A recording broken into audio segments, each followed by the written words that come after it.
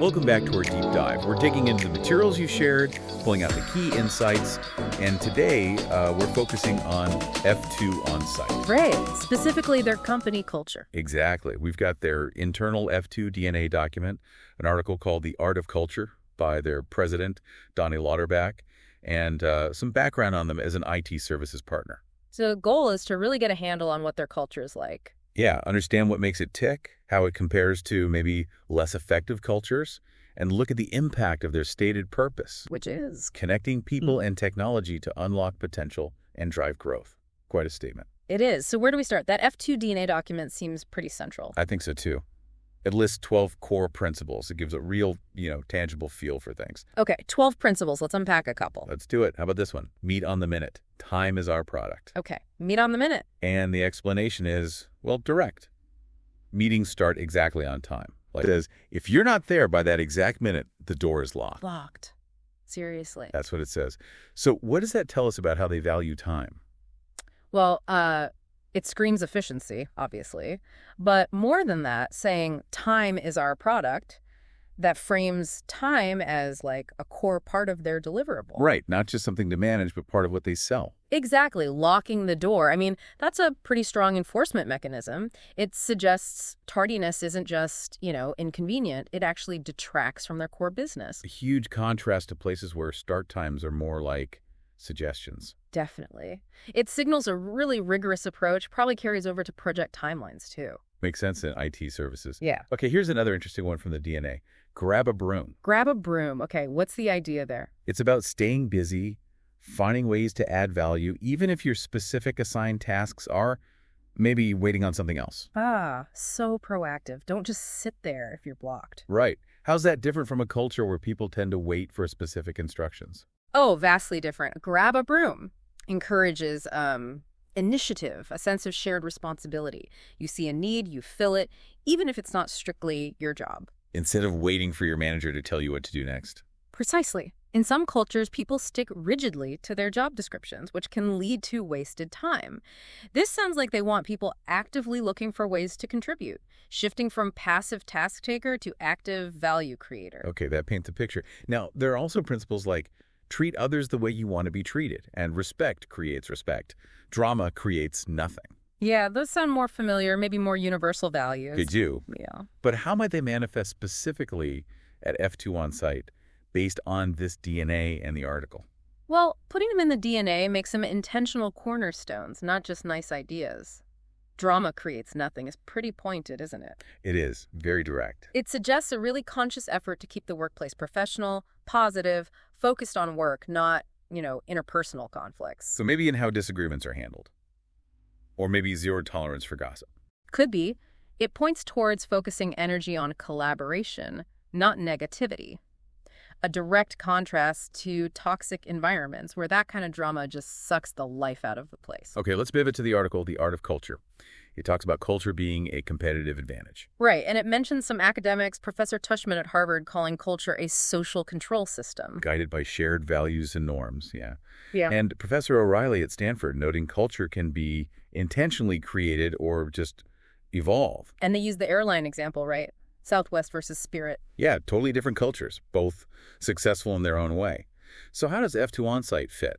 We have meet on the minute, which feels very intentional. Definitely engineered, designed. And then grab a broom, which feels maybe more organic, like it grew out of how people work there. That's a great point. It really shows how F2Onsite seems to blend both. Meet on the minute was likely put in place deliberately, maybe to fix a problem with meeting efficiency. Makes sense. But grab a broom, that sounds more like something that maybe started with leadership's attitude and just became, the way things are done, part of the ingrained culture. And the airline comparison just shows there's no single right culture. Exactly. For an IT services company like F2Onsite, where time and proactivity are probably critical, this mix of structure and initiative likely serves them really well. It fits their business model. The article also contrasts different workplaces, like a toxic do this or get fired finance place versus those .coms with crazy perks. Yeah, those extremes really highlight why having a purposeful culture matters. It can't just be random. So how does the F2 DNA, with the examples we've seen, show that purposefulness? Yeah. And there was that Harvard study mentioned. Right, linking employee well-being to a 12% productivity boost. Yeah. How might the F2 DNA principles help employee well-being there? Well, the DNA itself, just by existing and being explicit, shows intent. They've thought about the kind of environment they want. And principles like assume positive intent in all things and treat others the way you want to be treated, those directly target creating a more trusting, less frictional environment. That definitely boosts well-being. Less stress, presumably. Right. And even things like, do you need me? Encouraging proactive help builds a supportive atmosphere. People feel like they have backup, they belong.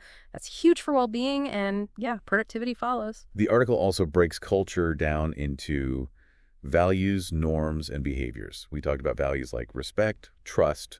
And contribution, efficiency. Right. And norms. Yeah. We sort of pegged meat on the minute as a descriptive norm, what people actually do. What about an injunctive norm, something people feel they should do? Good distinction. I think do you need me is a great example of an injunctive norm. So, because it's not just describing behavior, it's actively prescribing it. It's setting an expectation. yeah. You should offer help. You should be proactive in supporting colleagues. Okay. So the expected behavior is seeing someone maybe struggling and asking, hey, do you need me? Without being told to. Exactly. And that behavior flows directly from those underlying values of teamwork and support we mentioned. Got it. Now, employee retention comes up. Gallup says highly engaged companies have, 59% lower turnover? Something like that, yeah. It's a big indicator of a healthy culture. And the article notes that at F2Onsite, if people make it past the first year, they tend to stay long term.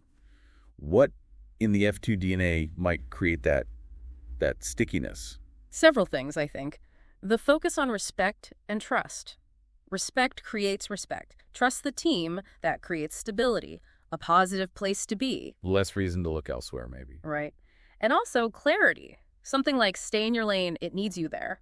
While it might sound a bit blunt, It does, a little. it actually provides clarity about roles and responsibilities. That can reduce frustration. People know what's expected. They can focus on their strengths. And feel competent in their role. Exactly. When people feel valued, respected, clear on their role, and see their contribution, they're far more likely to stick around. The article also mentions how culture differs by industry, like a forgiving family-run earth-moving company versus a pressure cooker corporate place. Yeah, context matters hugely. And there's that anecdote from the author about his early .com job, where signaling everything through a meeting invite was just the absolute norm, deeply ingrained. Shows how powerful those unwritten rules can be. So, thinking about people coming from different backgrounds, different company cultures, how might that stay in your lane principle help F2Onsite manage those different expectations? That's actually where stay in your lane could be really effective, I think. You bring people in, they have different habits, different ways of working from past jobs. Right. Some might overstep, some might hang back too much. Exactly. By saying, hey, this is your area, we trust you in it, focus there, it potentially minimizes friction from those different styles. It gives people autonomy within their defined space. And fosters respect for what other people are doing in their lanes. Precisely. It acknowledges everyone has expertise and a specific contribution to make. Kind of like that .com meeting culture, you respect the established process, even if it's different from what you knew before. Okay, let's talk leadership. The article mentions the author and his business partner have different backgrounds, but they operate on trust and, again, staying in their lane. So they model it from the top. Seems like it. How does that employee-level DNA principle, stay in your lane, it needs you there, reflect that leadership approach? It's a direct reflection. If the leaders are practicing mutual trust and respecting each other's domains, that sets a really powerful precedent for the whole organization. It's not just a rule for the ranks. It's how the company operates at all levels. And what about that other point mentioned, the practice of doing nothing if there isn't a clear path forward? That sounds counterintuitive. It does, doesn't it? Yeah. But think about it. It's actually a way to foster accountability. How so? By not just jumping in. Right. It prevents rash decisions or, action for action's sake. It forces people to stop, think, develop a good plan, and take ownership of that plan before moving ahead. Instead of maybe waiting for a leader to just tell them what to do, even if the path isn't clear. Exactly. It discourages just following orders blindly and encourages thoughtful, deliberate problem solving. Fits with a culture valuing accountability. So measuring and adjusting culture is important. We know F2Onsite uses retention as a key metric. What other, like, concrete things does the article say they do to actively maintain the culture day to day? Yeah, they mentioned several practical things, those weekly corporate calls, apparently timed precisely. Embodying the meet-on-the-minute idea. Right. Creates consistency, reinforces the value. Standardizing meeting rooms seems small, but it reduces friction, increases efficiency. Little things add up. And those culture reminders, like money under the keyboard. Yeah, those are fascinating. Physical cues that constantly reinforce a core value or idea. In that case, maybe linking effort or process to, financial success or value. And even standardizing on central time for company communications. Again, seems minor, but for a company with people potentially all over the US and Canada, it creates clarity, avoids confusion. It's another small piece contributing to a cohesive cultural experience. It's all about consistent reinforcement. Okay, wrapping things up toward the end of the article, it mentions the 5 Ps of corporate culture. People, purpose, processes, performance, and passion. Right, so let's link that back to F2Onsite's stated purpose. Connecting people and technology to unlock potential and drive growth. How does that purpose work with those 5 Ps, thinking about both their internal teams and their external clients? Well, it connects directly. The purpose P is obvious, but look how it impacts the others. For people, their employees, it gives them a clear mission. They're not just closing tickets, they're unlocking potential. That can drive passion. Gives meaning to the work. Exactly. And for external stakeholders, the clients, it clearly defines the performance they can expect. F2Onsite is promising to use their people, techs, PMs, and processes, their way of working, potentially linked to the DNA, to leverage technology in a way that drives client growth. And that connects to their service description, right? Mm-hmm. Boots on the ground, IT services, infrastructure, project delivery. Absolutely. Their operational focus, dedicated teams, experienced project managers, that wide network of technicians, that's the tangible delivery mechanism for the purpose. They're providing the skilled people needed to connect technology effectively and achieve that growth for clients. It all ties together. So if we pull all these threads together, what's the overall picture of F2Onsite's culture? It seems very deliberately built. Highly intentional. Yeah, intentional seems like the key word. It values efficiency strongly, but also respect, trust, and proactive contribution. And that F2 DNA isn't just wall art, it seems like a practical guide. The examples in the article, like the meeting times or grab a broom, show it in action. Definitely. The focus on being on time, finding ways to add value, respecting roles, it really suggests they take this internal stuff very seriously. It's not an afterthought. No, it appears strategically crafted. A blend of perhaps tight structure where needed, like with time, but also empowerment, encouraging initiative and mutual support, aiming for high performance and a positive environment. And that purpose statement, connecting people and technology to unlock potential and drive growth, really does feel like the glue holding it together. It acts like that guiding star, doesn't it? Influencing how employees behave internally and defining the promise they make externally. It speaks to that internal culture of empowerment, translating directly into enabling client success. Yeah, it feels embedded, not just tacked on. It seems to inform their operations and their cultural DNA. So thinking about all this, here's something for you, the listener, to consider. How does understanding a company's internal culture, like what we've explored with F2Onsite, change how you might perceive their services or view them as a potential partner? That's a great question. Does knowing about their emphasis on punctuality or their grab-a-broom attitude or their focus on respect, does that translate, in your mind, to potentially more reliable or proactive IT support? When you weigh all these elements, the strict timekeeping, the values, the overarching purpose, what aspect of F2Onsite's cultural approach stands out the most to you now after this deep dive? Something to think about.